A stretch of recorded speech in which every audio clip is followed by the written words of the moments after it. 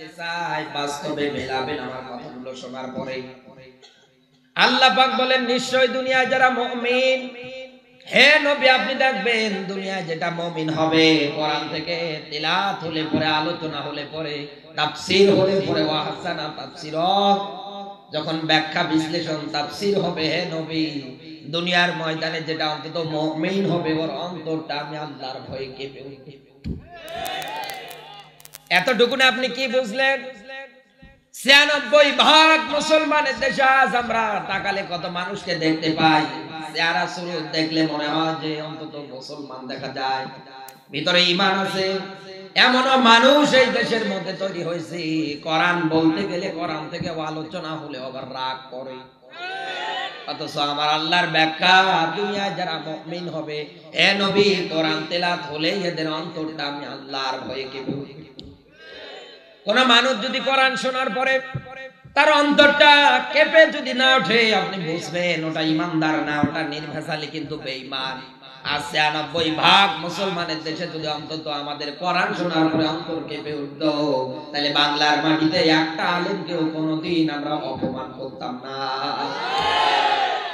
কারণ আল্লাহর নবী জানিয়েছেন আল উলামা ওয়ারাসাতুল আম্বিয়া, বিশ্ব নবীকে আমার আল্লাহ জানিয়েছেন, হে নবী দুনিয়ার ময়দানে আপনার মান শান খাটো করার জন্য দুনিয়ায় কেউ যদি কোন সময়ের জন্য স্লোগান দেয়, হে নবী পৃথিবীর ময়দানে আপনার হাজারো রূহানি সন্তানগুলো তৈরি হয়ে যাবে, আপনার বিরুদ্ধে কেউ যদি কথা বলে এরা জীবন পর্যন্ত দেওয়ার জন্য প্রস্তুত।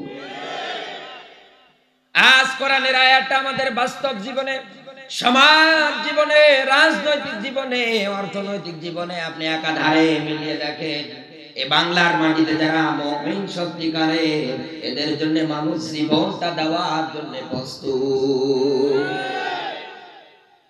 কোরআনের প্রথম নাম্বার ব্যাখ্যা আয়াত থেকে আমরা কি জানতে পারলাম? দুনিয়ায় যারা মুমিন হবে, আল্লাহ রাব্বুল আলামিন ব্যাখ্যা দিয়েছেন এদের অন্তরটা কোরআনের আলোচনা হলে, ওয়াজ হলে পরে কেঁপে উঠবে। এই পৃথিবীর ময়দানে অন্তত কোরআন থেকে আলোচনা শোনার পরে দুনিয়ায় কোনো মানুষ যদি মন খারাপ করে, রাগ করে, ওর যদি অন্তর না কাঁপে, ওটা কি মুমিন? আরো জোরে না।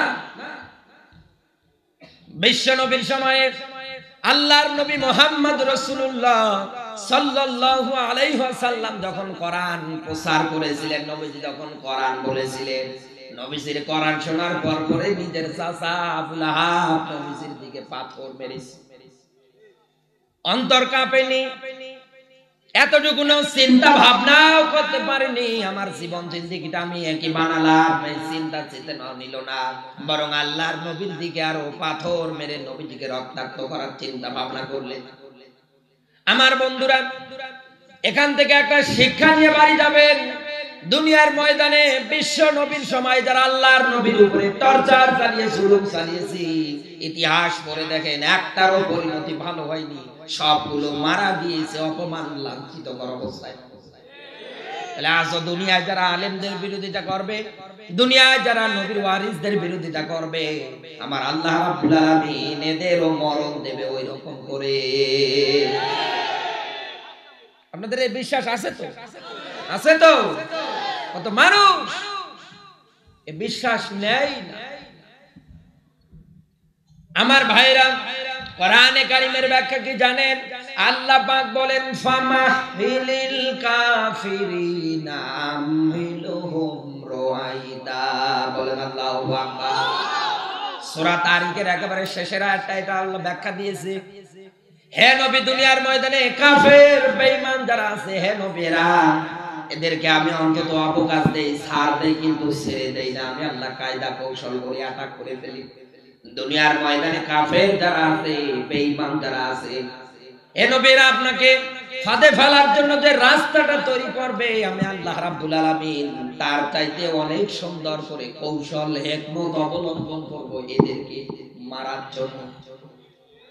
আজ দুনিয়ার ময়দানে নিরপরাধ মানুষের উপরে যদি আপনার জুলুম হয়ে যায়, অন্যায় হয়ে যায়, অবিচার হয়ে যায়, ও যশোরবাসী কান খাড়া করে শুনে নেন, আমার আল্লাহ রাব্বুল আলামিন শুধু দেখতেছে, দেখতেছে, সেদিন ধরবে, বাপ বলার সময় পর্যন্ত দেবে না। এই জন্য বাংলাদেশের একটা নিউজ দেখেছিলাম, কত মানুষ অন্তত মারা গেলে আমরা সবাই অন্তত তার জন্য মন থেকে দোয়া করি, বলি ইন্না লিল্লাহ, মারা গিয়েছে আল্লাহ জান্নাতবাসী করো।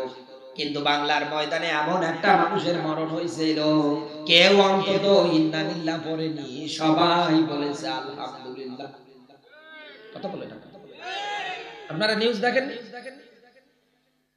আচ্ছা, এই মানুষটার জীবন জিন্দেগিটাতে কোরআন শোনার পরে যদি আমার আল্লাহর ভয় অন্তরটা কেঁপে উঠতো, কোরআন শোনার পরে দুনিয়ায় যদি অন্তত মানুষটা ভালোর পথে আসতে পারতো, তাহলে এই মানুষটা মরার পরে কেউ কোনোদিন বলতে পারতো না আলহামদুলিল্লাহ। কথা বলে না কেন? এটা হচ্ছে আয়াতের 1 নাম্বার সাবজেক্ট, 1 নাম্বার মূল পয়েন্ট। 2 নম্বরে আমার আল্লাহর ব্যাখ্যা দুনিয়ার ময়দানে কোরআনের শ্রোতা যারা হবে, কোরআন শুনলে এদের ঈমান যা আছে আমি আল্লাহ আরো বাড়িয়ে দেব। এখন এই জায়গার মধ্যে যারা বসে আছেন, কোরআনের আলোচনা যতক্ষণ পর্যন্ত হবে, আপনি যদি বসে বসে শ্রবণ না করেন, আপনি যদি উঠে উঠে চলে যান, আপনি বুঝবেন আপনার ঈমান বাড়েনি, বরং আপনি বেঈমানের কাতারে পড়বেন। কোরআনে কারীম জানিয়েছে, ইন্নাল্লাযীনা কাফারু সাওয়াউন আলাইহিম আনযারতাহুম আম লাম তুনযিরহুম লা ইউমিনুন। বলেন আল্লাহু আকবার। সূরা বাকারা 2 নম্বর সূরা 1 নম্বর পারাটা পাবেন আপনি 6 নম্বর আয়াতে আল্লাহ রাব্বুল আলামিন ব্যাখ্যা দিয়েছে।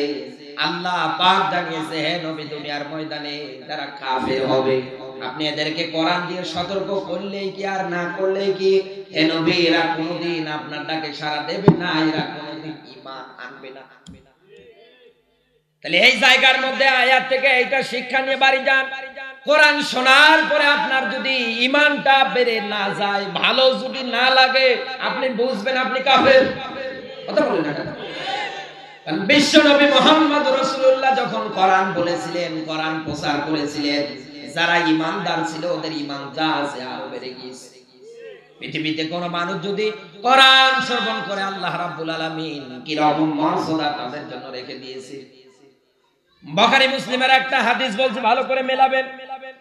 বিশ্ব নবী মুহাম্মদ রাসূলুল্লাহ সাল্লাল্লাহু আলাইহি ওয়াসাল্লামের একজন সাহাবী, নাম তার উসাইদ ইবনে হুযাইর, রাতের বেলা যখন আল্লাহর কোরআনটা খুলে খুলে তেলাওয়াত করতে শুরু করে দিয়েছিলেন, একাধারে তেলাওয়াত করতেইছে, পাশের ঘরে একটা ঘোড়া বাঁধা ছিল, তেলাওয়াত যখন শুরু করে দিয়েছে, ঘোড়াটা লাফাদাফা শুরু করে দিয়েছে, তেলাওয়াতটা বন্ধ করে দিয়ে ঘোড়ার ঘরে গিয়ে তাকিয়ে দেখে ঘোড়া লাফেও না, ছাপেও না। আবার এসে কোরআন যখন তেলাওয়াত শুরু করে দিয়েছে, আবার ঘোড়াটা লাফাদাফা শুরু করে দিয়েছে। একে একে 3 বার যখন এই দৃশ্য, দরজার সামনে দাঁড়িয়ে আকাশের দিকে তাকিয়ে দেখে অনেকগুলো নক্ষত্র রাজি তার দরজার মধ্যে মিটমিট মিটমিট করে আলো দিচ্ছে। সুবহানাল্লাহ বলতে পারেন না? বিশ্ব নবীর কাছে চলে গেলেন, ডাক দিয়ে বললেন, ইয়া রাসূলুল্লাহ, রাতের বেলা আমি উসাইদ যখন কোরআন তেলাওয়াত করতেছিলাম, এই দৃশ্য আমি দেখতে পেলাম। নবীজি আমার ডাক দিয়ে বললেন, উসাইদ রে, তোমার দৃষ্টিতে এগুলো আকাশের তারকারাজি ছিল, এইগুলো আকাশের তারকারাজি না, এগুলো আমার আল্লাহর ফেরেশতা। তুমি যখন কোরআন তেলাওয়াত করতেছিলে, কোরআন যখন পড়তেছিলে, আল্লাহর ফেরেশতাগুলো তোমার আমলনামায় নেকি লেখার জন্য প্রতিযোগিতা করতেছিল। সেই কোরআনের মাহফিলে কোরআন শুনলে আল্লাহর ভয়ে অন্তর কেঁপে উঠবে, ঈমান যা আছে আরো বেড়ে যাবে। 56,000 বর্গ মাইলের দেশে থাকা, সেই দেশে আজ কোরআন বলতে গেলে, কোরআন প্রচার করতে গেলে জেলখানায় যাবে। আপনি মরার পরে আপনি যদি জান্নাতে যেতে চান, আপনার ঈমান যদি বাড়াতে চান, কোরআন বাদ দিয়ে হবে? তাহলে এই দেশে আজ কোরআন বলতে গেলে আমি আপনার টার্গেটে পড়ি কোন কারণে, এটা আমি জানতে চাই। কোরআন বললে আমি রাজাকার হই কিভাবে, এটা আমি জানতে চাই। এই কথা বলে না কেন?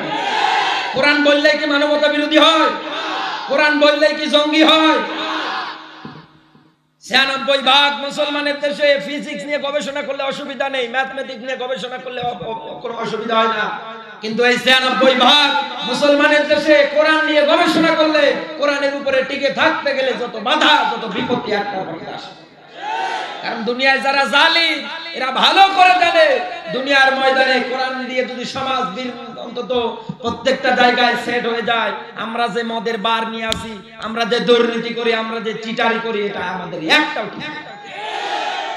যার কারণে এরা উল্টা পাল্টা নাম দিয়ে আজ আমাদের কাছ থেকে যুগ শ্রেষ্ঠ সর্বশ্রেষ্ঠ দিনের দায়ী দিনের রাহবার গুলোকে আমাদের কাছ থেকে কেড়ে নিয়েছে। কেড়ে নেওয়ার পরে তাই কি আপনি অন্তত জনপ্রিয়তা, আপনি অন্তত তাই কি কোরআন প্রচারটা বন্ধ করতে পেরেছে? পারবে? পারবে?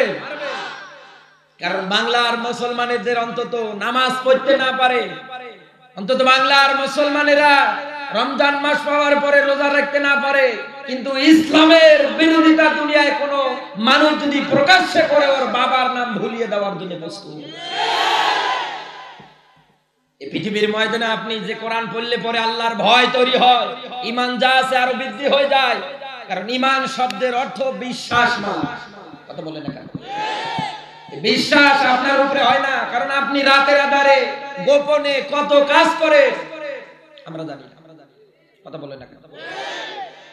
সুইস ব্যাংকে টাকা জমা করেন, আর একটা হুজুরের যদি একটা পাজারো গাড়ি হয়, একটা ভালো মোটরসাইকেল হয়, একটা ভালো গাড়ি হয়, তখন অনেকের লোভ লাগে, হ্যাঁ হুজুর 5,000 টাকা দিয়ে ইমামতি করে একটু ওয়াজ নসিহত করে এত বড় বাড়ি বানালো, নিশ্চয়ই গোপনে কিছু আছে। ও তুমি করো, অসুবিধা নেই, হুজুর করলে তো। কথা বলে না কেন? আজ আমাদের সমাজে চলে না। আজ বাংলার মাটিতে সবচাইতে যেটা আমাদের মাঝে দ্বন্দ্ব তৈরি হইতেছে, আজ আমাদের মাঝে অন্তত একতা নেই, ঐক্যতা নেই। আর যদি বাংলার মাটিতে আমাদের হুজুরদের মাঝে ঐক্য অন্তত যদি তৈরি করতে পারতাম, 56,000 বর্গ মাইলের দেশে আল্লাহর ইসলাম এমনি কায়েম। আপনাদের এই যে যশোর জেলার কৃতি সন্তান, এক নামেই গোটা দেশের 64টা জেলার মানুষ যাকে কলিজা দিয়ে ভালোবাসে, যাকে এক নামেই চেনে, কবির বিন সামাদ ভাই। কথা বলে না কেন? এত সুন্দর করে ইসলামী সঙ্গীত গুলো বলে। ঝিনাইদহের এক ময়দানের মধ্যে আমার মাহফিল ছিল না, আমি শোনার জন্য গিয়েছিলাম, তার পাশে বসেছিলাম। 1.5 ঘন্টা অন্তত দ্বিতীয় বক্তা রবুল ভাইরে বসিয়ে রেখে আমার কণ্ঠে তারা 1.5 ঘন্টার মতো আলোচনা শুনেছে, আমি বক্তা ছিলাম না। এত সুন্দর করে আমি তাকিয়ে তাকিয়ে দেখলাম, মনে হয় মাথাটা যেমন তেমন মাথা না, মনে হচ্ছে কম্পিউটার, একটার পর একটা অনার্গর একটার পর একটা সুন্দর করে ধারাবাহিকতা ইসলামী সঙ্গীত গুলো বলে।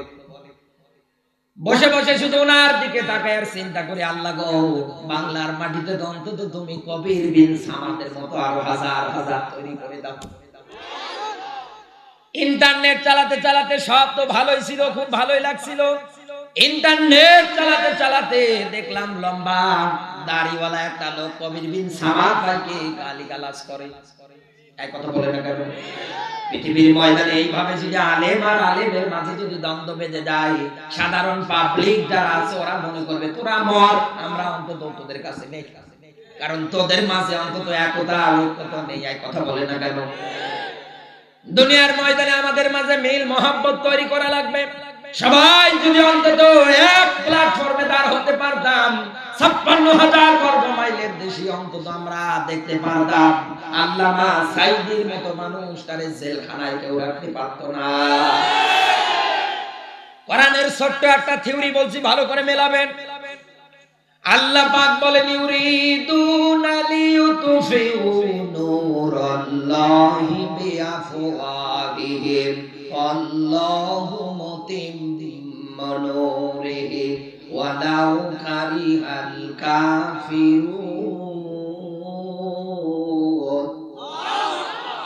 সূরা 61 নম্বর সূরা 28 নম্বর পারার 8 নম্বর আয়াত।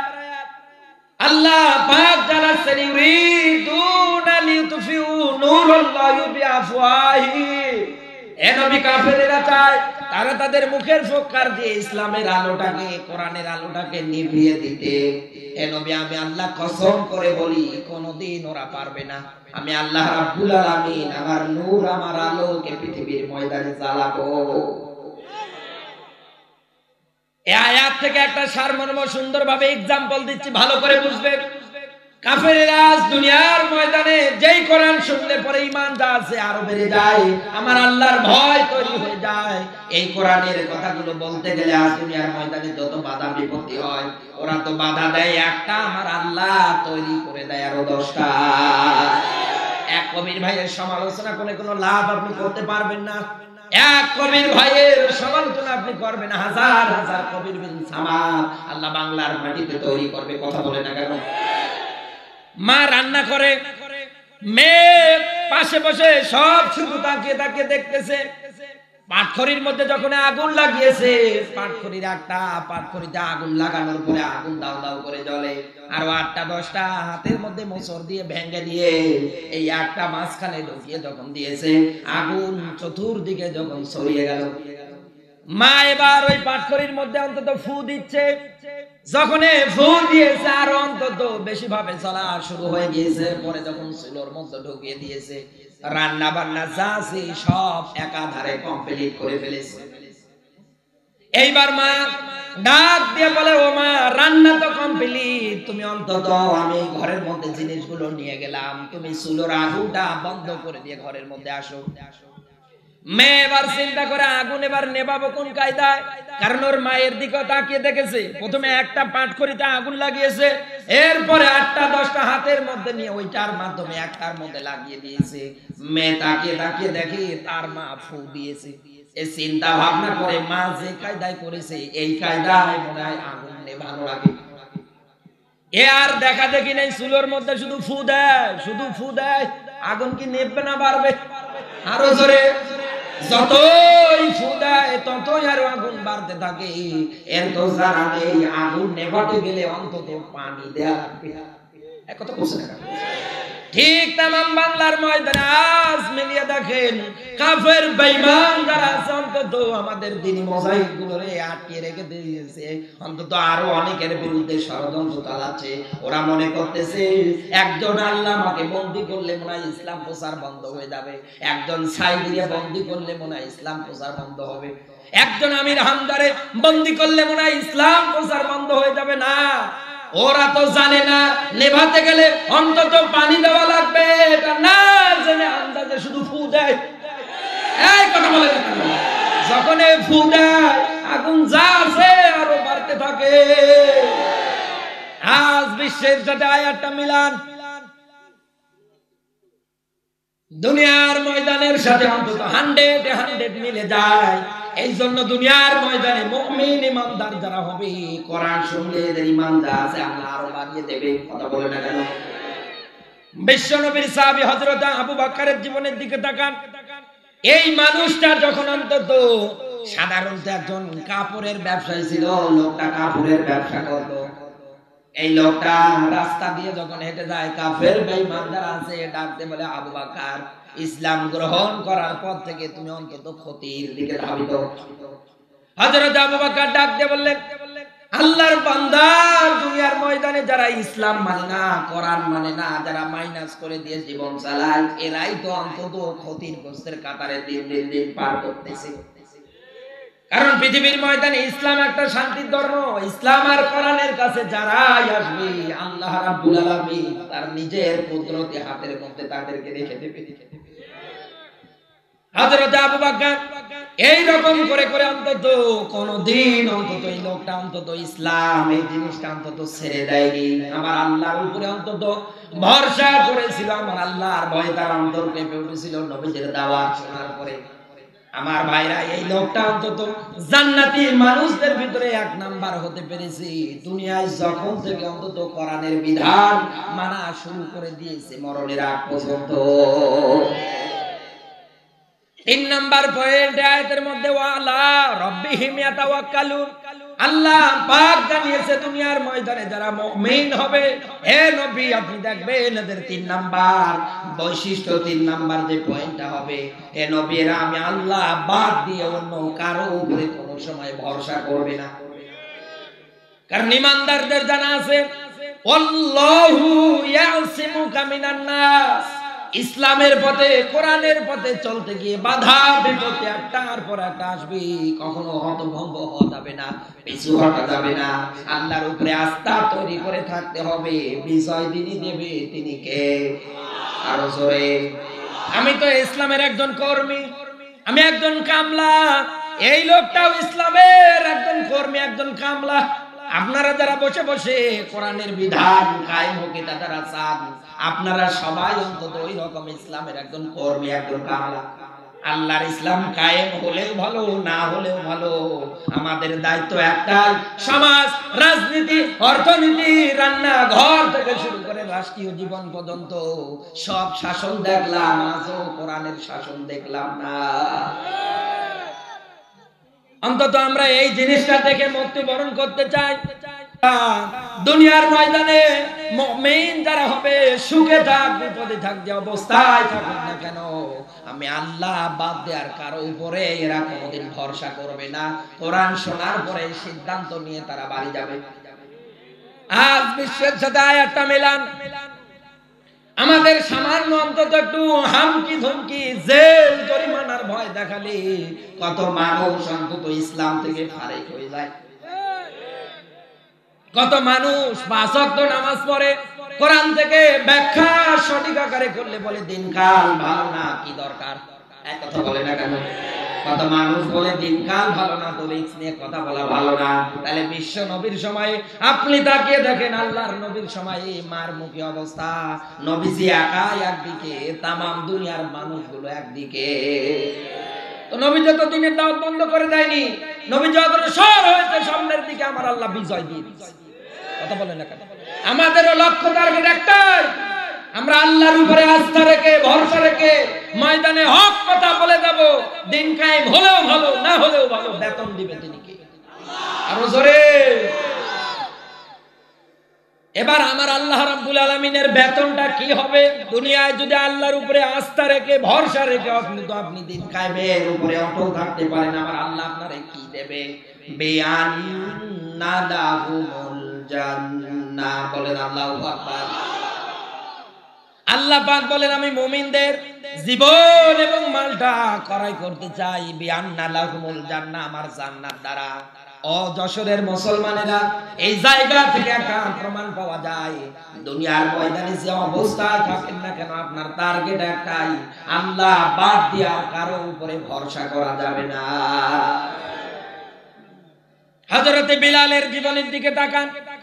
বিশ্ব নবীর দাওয়াত যখন অন্তত গ্রহণ করে নিয়েছে, এই সেই বিলাল, অন্তত তিনি একজন কেনা গোলাম ছিলেন। আমার আলোচনার সাবজেক্ট তিনি অন্তত আমারে বলে দিয়েছে, বিশ্ব নবীর সমাজ নির্মাণের কিছু কথা আপনি বলবেন। আল্লাহ রাব্বুল আলামিন কোরআনে নবীজিকে জানিয়েছে, ওয়ানজিরা শিরাতাকাল আকরাবিন, সূরা শুআরা 214 নম্বর আয়াতে আল্লাহ ব্যাখ্যা দিয়েছে। আল্লাহ পাক জানিয়েছে, হে নবী, আপনার নিকটতম আত্মীয় যারা আছে এদেরকে আপনি জাহান্নামের শাস্তির ব্যাপারে ভয় দেখান। এখান থেকে একটা পয়েন্ট নিয়ে যাবেন। দুনিয়ায় কোন মানুষ যদি সমাজ নির্মাণের ভয় কাউকে দেখাতে চায়, আল্লাহর ভয় কাউকে যদি দেখাতে চায়, জাহান্নামের ভয় যদি কাউকে দেখাতে চায়, ও যশোরবাসী এটা দেখানো লাগবে আল্লাহর কোরআন দিয়ে। কেন যে আয়াতটা বললাম না, যেটা ইমানদার অন্তরে কেঁপে উঠবে, এরপর ইমান যা আছে আরো বাড়বে, সিদ্ধান্ত নিয়ে বাড়ি যাবে, আল্লাহ বাদ দেওয়ার কারো উপরে কোন সময়ের জন্য অন্তত আমরা ভরসা করব না। কথা বলে না কেন? আমার বন্ধুরা, হযরতে বিলালের উপরে এত জুলুম নির্যাতন এসেছে, হযরতে বিলাল দিনের দাওয়াত নেওয়ার পরে কোনদিন আস্থা হারাননি, সব সময় তিনি অটল ছিলেন, টিকে ছিলেন। কথা বলে না কেন? আমার বন্ধুরা, বিশ্ব নবী আল্লাহর নবী মুহাম্মদ রাসূলুল্লাহ সাল্লাল্লাহু আলাইহি ওয়াসাল্লামকে আমার আল্লাহ রাব্বুল আলামিন রিসালাতের বাণী যখন ডাক দিয়ে বললেন, হে নবী, আপনার নিকটতম আত্মীয় স্বজন যারা আছে এদেরকে আপনি অন্তত সতর্ক করেন, ভয় দেখা। কি দিয়ে? জাহান্নামের শাস্তির বর্ণনা কেউ যদি কারো সামনে অন্তত প্রকাশ করতে চায়, অবশ্যই ওরে কোরআন পড়া লাগবে। কারণ কোরআন জানিয়েছে, লা ইয়ামুতু ফিহা ওয়ালা ইয়াহইয়া, জাহান্নামের মধ্যে যাদের স্থান হবে, জাহান্নামের মধ্যে যাদের জায়গা হবে, এরা জাহান্নামের মধ্যে মরবেও না বাঁচবেও না, মরা বাঁচার মধ্যবর্তী স্থানে রাখবে কে? আরো জোরে, জোর হলো না। আমার বন্ধুরা, বিশ্ব নবী আমার সমাজ নির্মাণে সুষ্ঠু সবল ভাবে আল্লাহর নবী সমাজ নির্মাণটা করেছিলেন। এক নম্বরে রাসূলের যেটা ভয় ভীতি ছিল, কোরআন দিয়ে কার্যক্রম ছিল, সেটাই হচ্ছে আল্লাহর রাসূলের টার্গেট। প্রথম নম্বরে তাওহীদ প্রতিষ্ঠা করা। তাওহীদ শব্দের অর্থ হচ্ছে একত্রবাদ। কি বলেন তো? কি কি একত্রবাদ? এটা আবার কি? এক আল্লাহ বাদ দিয়ে অন্য কারো ইবাদত করা যাবে না। কথা বলেন না কেন? আমার আল্লাহ এক, অদ্বিতীয়, তার সঙ্গে কাউকে শরীক করা যাবে না। কারণ পৃথিবীর ময়দানে আপনি ইবাদত বندگی করতে গিয়ে কোন সময়ের জন্য যদি আল্লাহ দুইটা করে ফেলেন, আপনি শরীক করে ফেলেন। কথা বলেন না কেন? বিশ্ব নবীর সমাজ নির্মাণের প্রথম নাম্বার হাতিয়ার ছিল কোরআন দিয়ে, সেটা হচ্ছে একত্রবাদ প্রতিষ্ঠা করা। দুনিয়ার ময়দানে এক আল্লাহ বাদ দিয়ে আর কারো গোলামি চলবে না, দাসত্ব করা যাবে না। আজ বিশ্বের ময়দানের দিকে তাকান, মসজিদে 5 ওয়াক্ত নামাজ পড়ে যখন অন্তত বের হয়, জুতো পাওয়া দেওয়ার পর আর একত্ববাদে কোনো বিশ্বাস নেই। ও তখন স্লোগান দেয়, সব ক্ষমতার উৎস জনগণ। এক কথা বলে না, এই স্লোগানের দেশে নেই, আছে মানে আমরাই দেই। আল্লাহ পাক জানিয়েছে সব কিছুর ক্ষমতার বিষয় সর্বশক্তিমান যিনি, তিনি কে? আরো জোরে, আরো জোরে। এভাবে তো কথা বলা যাবে না, আমার তো ডিস্টার্ব হচ্ছে। ওই যে ওই সাইডে কথা বলছেন, পিছনে কথা বলছেন না, এইভাবে ডিস্টার্ব করলে হবে না, কথা বলা যাবে না। আমার একটু নিরাপত্তা দেন, একটু জিকির করেন সুবহানাল্লাহ। যারা দাঁড়িয়ে আছে ওরা আজরাইলকে দেখলেও বসবে, কোন কারণে ডিস্টার্ব? সুবহানাল্লাহ। পানি পানি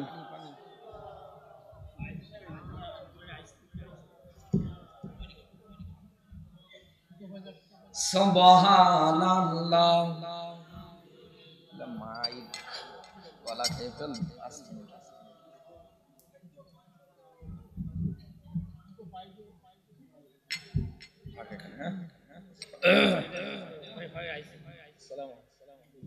বসেন,